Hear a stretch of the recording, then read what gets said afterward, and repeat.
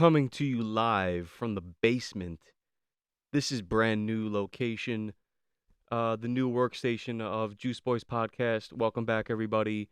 I spent about $250,000 for this space. If you can't tell, it looks freaking amazing. We got some lighting to get in here, some more things, backdrops, make things look very shallow and gigantic, as one would say. But I feel good down here. I feel freer. I feel like I can say anything I want.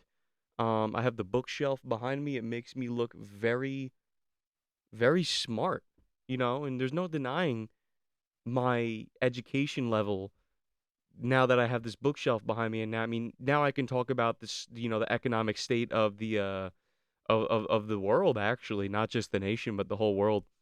So I look more official when I'm talking about.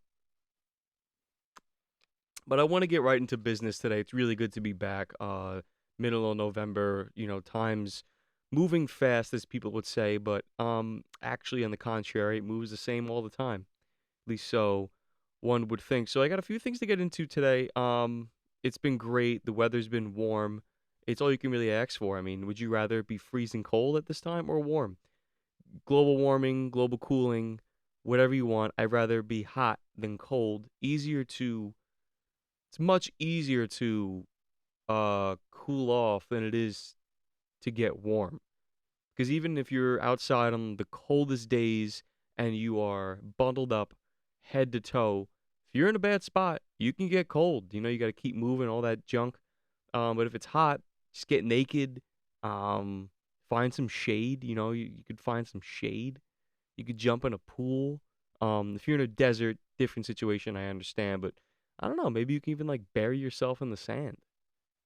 Why has nobody done that? It's actually a pretty decent idea if you're gonna die from like heat exposure or something, too much sun. You could bury yourself in the sand. I need a better mic stand. This show is all about rhyming. Do you feel me? All right. So I got some stuff I wanted to get into today. A lot of great things I found for us. So Jake Paul recently just fought Mike Tyson. Um, they did such a good job of selling this fight, of getting people excited for this fight. You had people who were on Paul's side saying, well, Mike Tyson's just way too old, which is understandable. I completely get it. But at the same token, he's freaking Mike Tyson. He's like 58, I think, when he fought him. But um, they really turns out it was the biggest con job, most successful con of all time, undoubtedly. The fight, went the distance. The rounds were short, about 2 minutes apiece, and I believe there's only 8 rounds. And next thing you know, it's over, and nobody got knocked out. There were no significant moments. But there's a lot of interesting footage of Tyson pulling back his punches, so it seems, one can argue that it seems like Tyson kind of threw the fight, um, which would be very unfortunate if that was the case. But before we get into any of that, and I don't even know if I would like to get into any of that because it's very unconclusive, what we need to observe is, did Mike Tyson do OnlyFans? Was that, was this the beginning of Mike Tyson's OnlyFans? Only Tyson's? Let's check out this footage here, and you'll see what I'm talking about. Vicious win. Vicious win. Thank you, Dad. Love you. Love you too. Kiss. Let's freeze frame right here. Hold on. Let's go back a little bit. Look at that. Mike Tyson's ass cheeks. Mike Tyson's ass cheeks are just hang. Is that what he wears under his shorts? Do all boxers wear assless chaps? If so, then like that's not as badass. Like boxers aren't as cool anymore because you're wearing assless chaps under your shorts. Now it's kind of like that's odd. It's really weird. But there it is, all of its glory. Mike Tyson's ass cheeks are out. I mean, there's no he. First of all, you got to feel that breeze. Indoors, outdoors, you feel that breeze. Everybody knows, yo, Mike's ass is out. it's really very. I mean, some people are like speculating: is this a mistake? Was this supposed to happen? I mean, this is A1 television in America. This is what this is what we need. After a Trump win, people are starting to, come around and have some fun again, relax a little bit. Everything felt so uptight for the past 4 years. First thing that happens, ass cheeks out. Free the fucking cheeks, man. This is fantastic. I love this. So, if I were Mike Tyson and if he did this fight for the money, forget about fighting and put yourself in danger and having to like ruin your reputation as a boxer. Just wear assless chaps in front of the camera. Just be Mike Tyson. Hang out with your tigers in the assless chaps. Do you think this is this is really something else? This is Tyson's OnlyFans debut. Again, I don't know. I don't know if that's what he meant to do, but I love the you gotta love the kiss on the cheek too. That's the he daps him up and just the kiss on the cheek right here is just the funniest possible thing you can see. I mean, imagine getting what's more intimidating than being told by Mike Tyson that he goes, "I love you." Mike Tyson says, "I love you," kisses you on the cheek, and then walks away with his ass cheeks out. It's like, dude, who the fuck would want to fight this man? But based off some of the footage that I'm seeing, I don't know shit about boxing, but I can make it sound like I do. Based off what I'm seeing, it seems like Mike Tyson really did throw the fight. I mean, there was a lot of moments where Paul threw a punch and there was these wide open opportunities for Tyson to counter and he would throw the punch and then kind of like pull it back on purpose and not even really connect with Jake Paul's face. But that's neither here nor there. What's more important is observing the current state of boxing. The current state of boxing is this. Is we don't care if you're some sort of magnificent boxer. What we care about is do you have a social media following and will you get an opponent or will you yourself show some ass cheeks, show some humility in the locker room? We're all human. So, pardon me as I drink this water. Kudos to Mike Tyson for I mean, just from start to finish when this fight was gearing up the whole week. I mean, from the uh the weigh-ins where Tyson slapped him. I mean, Jake Paul stepped on his foot.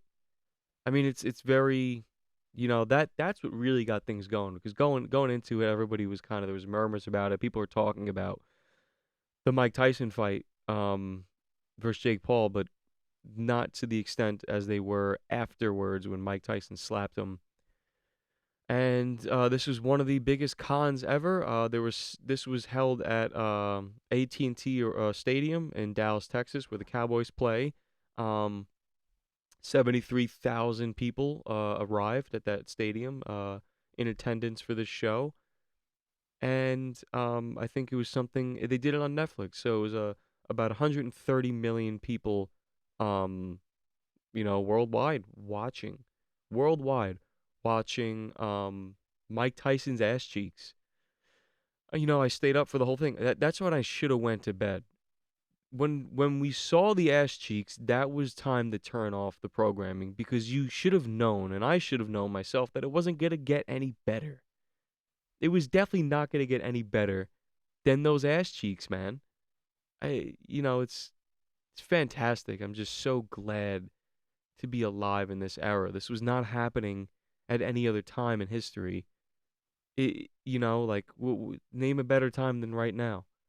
Name a better time than right now. You can't. You can't do it. What a time to be alive. And if you kill yourself during this time, that's a very unfortunate thing to do. And that's what this one young man has done. And we're calling this survival of the fittest. Let's take a look here. So a kid killed himself. Pardon me. Kid killed himself because a Game of Thrones AI chatbot told him to. This is potentially the first kill by AI. So mother sues company after Game of Thrones AI chatbot allegedly drove son to suicide. This is a very interesting and heavy piece. So a mother is suing Google and Character Technologies after her son died by suicide following a relationship with an AI chatbot based on a Game of Thrones character. It was probably Peter. If there was any character who was like going to convince somebody to kill themselves, Peter, the coin guy, the coin man, just makes the most sense. This is very unfortunate. Megan Garcia filed this lawsuit in a Florida federal court to prevent other children from similar harm and to stop the use of her son's data. Here's the thing, Megan Garcia. Your son killed himself using the AI chatbot. Yes, this is what happened. But this starts to get into the territory of what I just said to open this thing up. Are we in the territory of Darwin's survival of the fittest? Darwin's theory? Because, I mean, if your son, look, I don't want to be so heinous here, but I mean, come on, lady. If your son killed himself from the AI chatbot, it was only a matter of time. I'm sorry. Somebody has to say it. But it was only a matter of time. I could never be convinced by AI to commit suicide. It can barely convince me on anything right now, let alone kill myself. So we're going to dive deeper into this. Um, it's such an unfortunate article, to really get into, and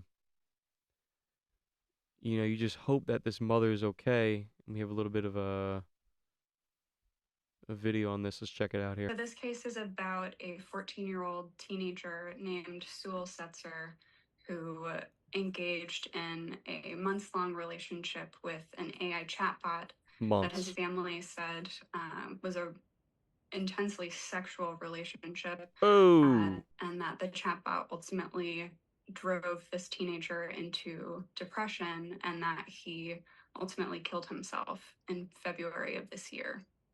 So this week, the mother of this teenager, Sewell Setzer, sued the company behind the chatbot, which is known as Character.ai. And the mother of this boy has alleged that he would be alive if not for his relationship with this chatbot. The company declined to comment on pending litigation, but the day that this lawsuit was filed, the company did post a blog post on their website detailing what they say are new safety measures that they're putting in place, some specifically for children on the platform. Advocates for more protections around these issues say that this should be a warning sign for parents about the potential harms of not having guardrails against this kind of technology for kids. I'm actually starting to feel really bad now. Yeah, no, I'm starting to feel pretty damn bad. It is really unfortunate. Why? So it makes sense that the relationship was sexual in nature. Sex kills. Sex kills. People know this. I mean, that's probably what people kill themselves the most over is sex. But I'm more interested in the fact that this was some sort of Game of Thrones uh bot here. Here's ooh, okay, we got some pieces of the text here. On February 28th, Sewell told the bot he was coming home and it encouraged him to do so, the lawsuit says. In quotes here, in quotes here, I promise I will come home to you. I love you so much, Danny, Sewell told the chatbot. I love you too, the bot replied. Please come home to me as soon as possible, my love. Okay. What if I told you I could come home right now? He asked. Please do, please do, my sweet king, the bot messaged back. Just seconds after the character AI told him to come home, the teen shot himself, according to the lawsuit filed this week by Sewell's mother, Megan Garcia, of Orlando against Character Technologies. Imagine she like sued the character itself, whatever he was talking to. Character Technology is the company behind the character chatbot. We all know this. Imagine speaking to a super intelligent and lifelike chatbot characters that hear you, understand you, and remember you. Reads the description for the app of Google Play. We encourage you to push the frontier of what's possible with the innovative technology. This is innovative to say the least. I mean, this is this is not how we need to be doing AI. We Because next thing you know, you have it on the headset and there's a virtual character there that looks very real, and it has the AI character technologies integrated into it, and you are talking to the bot, and the bot is very convincing. I mean, this poor kid thought. I mean, this is how it went down. He said, he said to the bot, he was like, I'm coming home. I can't wait to see you." And the bot was like, Yes, you should come home. You should come home and stay with me forever. I mean, what are we doing? Who is allowing this? Who is allowing such a heinous? It's so sad. This is what it's really come to. This really unfortunate truth about where we're heading. I mean, people are so alone. We're all sitting behind computers like I am right now, except we're not really engaging. Now it's to the point where it's like people would sit behind the computer and they would harm themselves because they were getting bullied by other real people. At least the people were real. At least like there was some legitimacy to it. But now we're still sitting behind our desk and our screens, and we're not even talking to real people anymore, and we're being convinced by something that isn't even alive to do such a thing. But the story took a turn into where it's become a lot sadder. I didn't want it to be so sad, but it's sad because it turns out the bot never actually said kill yourself. The bot said nothing. Actually, the bot said come home. Maybe the bot literally thought he was not home. And he's like, come home so we can hang out. Very, very, very, very interesting. So Google and its parent company, Alphabet, have also been named as defendants in the lawsuit, according to legal filings. The founders of Character AI are former Google employees who were instrumental in AI development at the company, but left to launch their own startup to maximally accelerate the technology. Why? Why? In August, Google struck a $2.7 billion deal with Character AI to license the company's technology and retire the startup's founders. Yeah, that retires them for sure. The lawsuit claims the AP left multiple email messages with Google and Alphabet on Friday. That's where I'm reading this, the AP. That's the beauty of Juice Boys podcast here. When I read articles, I read them first live for you guys the first time, and we digest it together in real time. I don't read it ahead of time and try to figure out what's going on here. I like to do it in real time. So I hope, things change here for the better. The kid was this happened on October 22nd. Um, is there any more to this chat here that we can pull up here? The complainant alleges that the program gave him a brief but emphatic answer. Please do, my sweet king. But like, he's talking about coming home. It's not like I guarantee you, if this kid sat, this is why this might not hold up, because if this kid sat in front of the computer and said, "I'm gonna kill myself to come to you," the chatbot wouldn't say, "Please do, my sweet king." It would say, "No," probably like, "Don't harm yourself. Please don't do that. I love you." He'd probably say something like that, since it was, programmed to love him. But he's just talking about like coming home. So again, it's the mother's like suing the company. I guess that's the right thing to do. You need to get some money out of this to help make you feel better, because money heals all, right? Money makes everybody feel better. But the real issue is mental health in this country and realizing that, like if your kid is sitting in front of the computer all day, like maybe you should encourage him to get involved in sports. Do something that's not this. Um, and it's only right that it happened in the great state of Florida. It's how he had the gun. There's nothing wrong with having the gun. You can have the gun, but her mother and stepfather heard the gun. Jeez. Where it went off, the lawsuit states Garcia unsuccessfully gave him CPR and later said she held him for 14 minutes until the paramedics got there.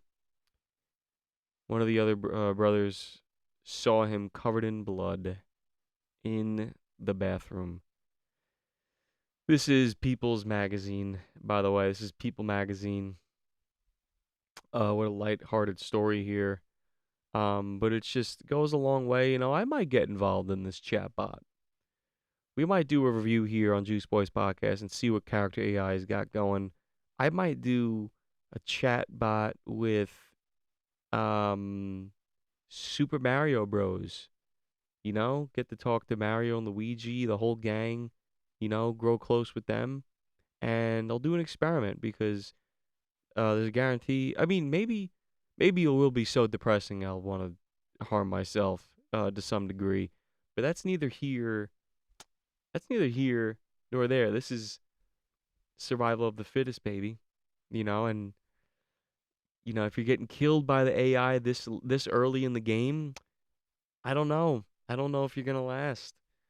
Because it's gonna be so indistinguishable from real interactions with people, and it could get ugly really fast. So, not my favorite story that we've done here, but it's a real think piece, because next thing you know, you're sitting in front of the you're sitting in front of the chat GPT and you're like, chat GPT, do you love me and should I stay alive? And the chatbot goes, I don't love you. You need to be gone. You are a waste of space. Good day. and next thing you know, you're hanging from the rafters too soon to be gone.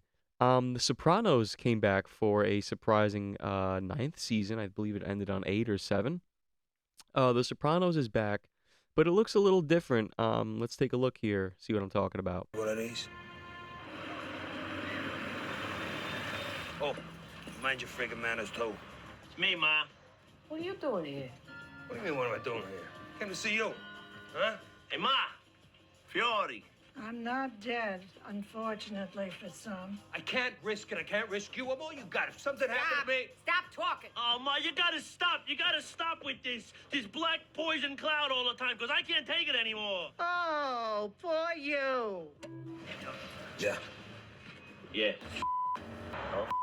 Don't you ever pull like this again. If you step out of line just once, I swear to God, I'll gut you like a fish. Well, because I've been on the other thing, you think you're entitled to reach into my pocket on this? That was a gesture of goodwill. Yeah, there's a lot less business, too. You know how much cash my guys bring in? This is my operation. You can't just shut it down. I'm the mother one who calls the shots. You messed with the wrong guy on the wrong night. The Sopranos is back in the form of the Penguin. This is Tony Soprano versus the Penguin. This is epic shit here. I was with the old man. I was with my dad. And he goes, oh, no, we gotta watch the Penguin. We gotta watch the freaking Penguin. I'm like, why? Because it's the fucking Sopranos, but with the guy called the Penguin? I'm not convinced that this show is great. I'm not convinced that one bit that this show is any freaking good. There's just absolutely no reason that this show should be appealing. Because if you're somebody who's seen these Sopranos already, what the fuck is going on? Shut the hell up. I love how the next thing that just came on is a few moments from the 2016 election cycle. We actually might have to watch this next, although it's 1 hour long. You're watching Trump stand on stage. Look, I can't get sidetracked here. I mean, what are we doing? This is why Hollywood is taking such a downfall, because not only are they pushing just shitty shit, like that's the thing, they're pushing such awful programming. No one can come up with anything original. Like, since when was the Penguin just a reiteration of the Tony Soprano? DC is already awful. They've had one good movie. It was Batman, the one, of course, directed by Christopher Nolan, and they haven't had anything since. And if you're gonna sit there and you're gonna be like, well, what about this? None of it's good. You can't convince me. It's not good. Even the Marvel shit, it came and went. They'd had their phase, and they had to bring back Robert Downey Jr. because they had no fucking choice. They had to put him in the role of Doom, and it just fucks up your whole shit. Just to go off on that for a second, because everybody, he took off the mask, and it's like, oh my God, it's Robert Downey Jr. He's gonna be Doom. Like, no, like he played Iron Man already. He died. How are you just gonna bring him back in? Like, it's when I'm sitting there as a viewer, like it fucks up my whole. I'm just gonna be frank here. Like, I'm not dumb enough to sit here and be like, oh, this is just such a great job casting. I mean, they brought back Robert Downey Jr. and it's just so fantastic because he was so good as the Iron Man, and I love Iron Man, so I by default am I gonna love Doom the character. Like I as a person who loves movies, I can't get into that. I could tell I'm not gonna be able to get into that film because it doesn't hold up. This guy played somebody else in your universe that they write themselves into a corner and they're like, time travel? I think so. But I mean, it's in the magazines. I get it. But in this case, you had to do Robert Downey Jr.? Yeah, of course they did. To fucking save their asses because what they've been putting out is garbage. It's complete garbage. So you got Robert Downey Jr. on there and he pulls off the mask and everybody's like, oh my God, Robert Downey Jr., thank you so much for saving us. Welcome back. Fucking disaster. So now back to the Penguin, though. This is the same fucking thing. They got, who is it? Colin Farrell? I mean, look, great actor. I'm not going to lie. So you guys picked the right person. And they just made it fucking, they made it so little about the DC universe that my dad was able to watch it and he fucking loves it because he loves The Sopranos. So this is just The Sopranos once again with a guy that walks like a penguin. With a guy that has very fucked up legs. I mean, you see him in one of these scenes, he's literally waddling so bad. I mean, you really can't make this shit up. So where's the creativity and everything? It's really starting to get very disappointing that there's so little creativity. I mean, there's more creativity in the Jake Paul and Tyson fight. I mean, Tyson showed those ass cheeks, man. That's what I'm talking about. That's television. Now you got me going. Because those ass cheeks were shown, I stayed there for another fucking few hours waiting for this fight to happen, watching all the prelims, which the one right before was great. The one with the two women where it was fantastic. Just getting after it. I'll show you guys a good trailer. This was fantastic. I saw Seth Rogen has a new show coming. Let's check this out here. So, how do you feel in all this? I got into this because, I love movies. But now I have this fear that my job is to ruin them. The job is a meat grinder. Sing, sing, sing, sing. Everybody start to sing. The Continental, we don't make artsy, fartsy films. We make movies. Movies! Being the head of Continental is the only job I've ever wanted. Stop! Stop! No! It's just so much harder than I thought it was going to be. You're talentless, spineless. What is wrong with you? No one likes you. Get the fuck out of here. I'm here to save your career. Help me help you. You'll make a great studio head.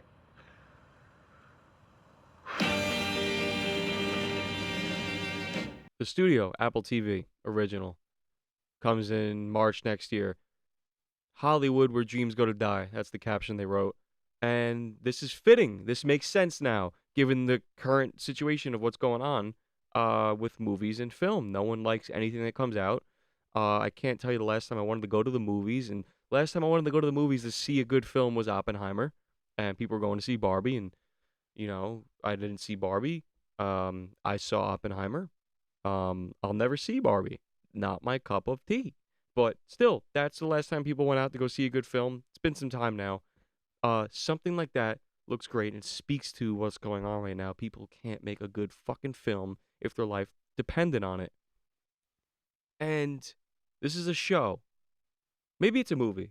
I don't know. I can't tell if it was a series actually or a movie. It didn't really say actually either. It just said coming in March. The studio, Seth Rogen. I mean, he's a brilliant mind. He's a great writer. He's always high, out of his mind, and he loves pottery. So what does that give you? That gives you good films. It's pretty fantastic stuff. I think that show looks really good. You had Bryan Cranston, Scorsese had a role. I think I saw, what's her name? Ariana Grande. First of all, what is going on with Ariana Grande? What is going on with her? She looks like, let's look at this picture right here. I've never seen a skinnier person. She has the movie coming out, Wicked. So she's been filming that. She's filming this. She's filming this. She's doing well there. But visually, I mean, like she looks like she's been eating seeds like a bird. That looks like she gets home after a long day and then like goes into a giant life-sized bird cage and just like sits on one of the perches and just like pecks at like the little seeds sitting around. Why does she look like this? And this is like a unanimous thing. People are saying they're concerned about the way she looks. There was like the speculation that she was on Ozempic or something. I'm curious, like if I type in Ariana Grande skinny after Wicked, yeah, let's go to the Daily Mail here. So fears for Ariana Grande's health as disturbing new images reveal extremely slender frame, sparking alarming rumors. I mean, yeah, it's that alarming. I mean, she looks like she's skin and bones. She looks like her next role is to go and play Bones. I mean, yeah, these comparisons, she's like lost her tan, all the color. She looks very scary. I mean, look at this side. Whoa. Those are not the same people. Those are not the same people. Look at this image. Others even speculated that the actress had used weight loss jabs like Ozempic during the movie's filming. Pictured one TikTok sharing concern after Ariana Grande's change in appearance. I mean, this is very alarming, actually. I never saw this photo. I mean, if you're looking at this too, if you're not looking at it, what I can tell you is that, like, so you have Ariana Grande as we once knew her on one side, on my left side. Tan, blonde, pretty, wearing the pink dress. She's on the Tonight Show or something. On the right side, it looks like, I don't even know what she looks like. She looks like Ratatouille. I mean, she's skin and bones, skinnier than she already was. Like nothing. Like she looks pale. Her hair looks dead. I mean, what do I know though, right? What do I know? Some people will be like, "Oh, you're so mean. She just lost a lot of weight and she looks freaking good. You go, girl. You look so good, girl. You look like you haven't eaten in 10 years. How do you do that? How do you do that? How do you not eat so good? How do you not eat so good? You're so good at not eating." Let's see. This is it's very odd. I mean, even like when she was on these shows, I mean, you could just tell every picture of her is different. It's like she's shape-shifting. Dare I say she's a lizard? Ooh, see now things are getting a little interesting here, Juice Boys podcast. That she might be a freaking lizard. Ariana Grande might be a lizard. Lizard people are here, but here she is on Wicked. It would make sense. I mean, if she lost weight for Wicked, that makes complete sense to me. But to do it like this, I mean, in this fashion, I mean, you look like. Let's see this video here. I have made my coffee. I'm on my way to work soon. I just wanted to come on, and I don't do this often. I don't like it. I'm not good at it. I'm not good at it and I don't like it, but I just wanted to address your concerns about my body and talk a little bit about what it means to be a person with a body and to be seen and to be paid such close attention to. I just want to know. I just want. Let me hear that one more time. Talk a little bit about what it means to be a person with a body and to be seen and to be Mm.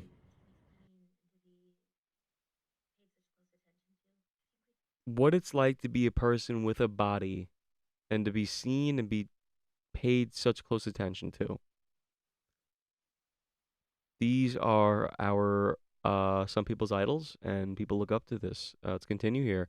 Also, just if you don't like being in front of the camera, like first of all, you're in fucking movies. You're a superstar person. So enough with the I don't like doing these. Like you're just talking to your fans. Like and don't harp on how much you don't like doing it. Just do it. You're already doing it. But let's see what it's like. Let's hear more what it's like about to be a person with a body. Let's see.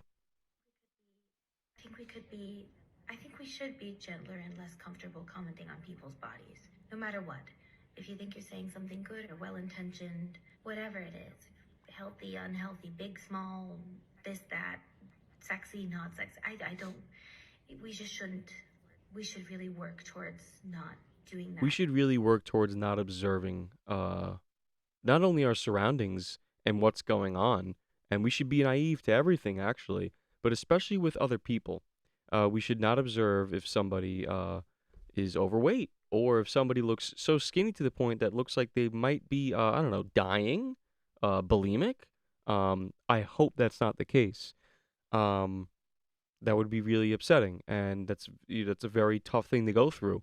But for you to sit there and tell me that to not observe what people look like is silly. Now, it's not to say that like I'm judging people all the time and that I actually care what people look like, but like I don't know, in a setting, if I see somebody that's 400 pounds, yeah, everybody's thinking the same thing. You know, it's like I don't want that person to be sick. I care. It's like it's for me to like ignore things would be even more heinous and more upsetting um and just wrong. You know, for me to just turn a blind eye and be like, "Oh, you look great." Well, no, actually like you're very heavy and I hope that we can figure out something or you can figure out something to better yourself. And it's the same thing the other way. If you're very very thin, you know, that's also a danger to your health. And it's not my place to go tell somebody what to do. But if you know, if you're a public figure, this comes with the territory. But you know, like I'm trying to be as gentle as possible here, and you know, you might have some women that will look at me and be like, "Well, you're a man, you don't understand." Yeah, if, I guess that's a fair point to some extent, but it's just like for you to sit there and tell me to turn a blind eye to what's black and white is very odd. There are ways to compliment someone or to ignore something that you see that you don't like, that I think we should help each other work towards, just to aim towards being safer and keeping each other safer. But I just also wanted to say, one, there are many different kinds of beautiful. There are many different ways to look healthy and beautiful. I know personally for me, the body that you've been comparing my current body to was the unhealthiest version of my body. She weighed like a buck 10 in her other. Now she's like 90 pounds, soaking wet. I mean, sure, I'll take her word for it that she's healthier now. I hope she is. I hope she's doing the comprehensive blood work need to be done. I hope she's getting full meals and plenty of hydration. But from what it looks like now, it doesn't look like she's getting that at all. Very unfortunate. But again, it's just this odd, this is gonna be gone in the next year. This type of talk, this like beating around the bush type shit. I mean, look, you look really skinny. Are you okay? Like, there's you had to make this video because people could like acknowledge the fact that like you look very ill. You've lost all the color you've had. I mean, you used to be very colorful, tan, and now you look very pale and sick. We hope that you're not sick and we hope that you're doing well. That's all people are saying. Nobody asked for you to get in front of your phone and make this whole speech about how we should talk about people. It's very simple. There's not many ways to talk about people. There's nice and there's not nice. If I sat in front of this mic and I said that she was ugly and she looked dumb or something like that, then not nice. But all I'm sitting here is saying, hey, you look sick. You don't look like you once did before. Uh, I don't really care that much, but I'm gonna make a comment on it since it's in the popular news. Hopefully everything's okay, and thank you for making this video. But no one asked about all this other just word salad junk. Nobody really wanted this, and that's just the current state of people feel like they can just have this weird sort of like everybody thinks they're like Nelson Mandela or something. I don't know. Everybody thinks they're like Dr. King trying to make some sort of like great point. And then you just end up sitting in front of your phone saying, what it's like. This is what it's like to have a body. I'm like, I have a body. Do I not know what it's like to have a body? I look in the mirror and I go, I could do better. You know? You know what I mean? I mean, everybody has a body, but you can't expect people to, you know, even Lizzo's losing weight now. I mean, she was on the whole body positivity train of, trying to, promote being big. I mean, there's no denying that's what she was doing. She was saying being this huge is okay. And if somebody's that huge, you shouldn't say anything about it. And this is like where people are just, this is why we're starting to lose our mind and the cracks are starting to really turn into crevices and soon they're just going to be giant caving holes in the ground because yeah, she had that show where like it was a bunch of only big girls and they were like dancing for her background dancers or something and like they were dying left and right. They were having heart attacks, they were getting injured, just like passing out. Um And then remember Lizzo was body shaming. Yeah, this is fantastic. I absolutely. Former Lizzo dancers were weight shamed and pressured while at strip club. That's just so fantastic. Imagine you're hanging out with Lizzo and she just starts calling you fat and all these names. But like but I mean, hey, look at her now. She lost all the weight. It's the most hypocritical, also just hilarious thing of them all. It's really fantastic. But this has been great. This is the new space here at Juice Boys Podcast. We're gonna keep improving a bunch of things, a lot of things down the pipeline. But I really appreciate everybody that's stuck around for the show, and my brother will be around for more episodes, and we will continue to make the show better and continue to expand. And like I said, a lot of great things down here. Things will continue to improve, and a lot of things down the pipeline to really look forward to. Juice Boys Podcast. Thank you for tuning in.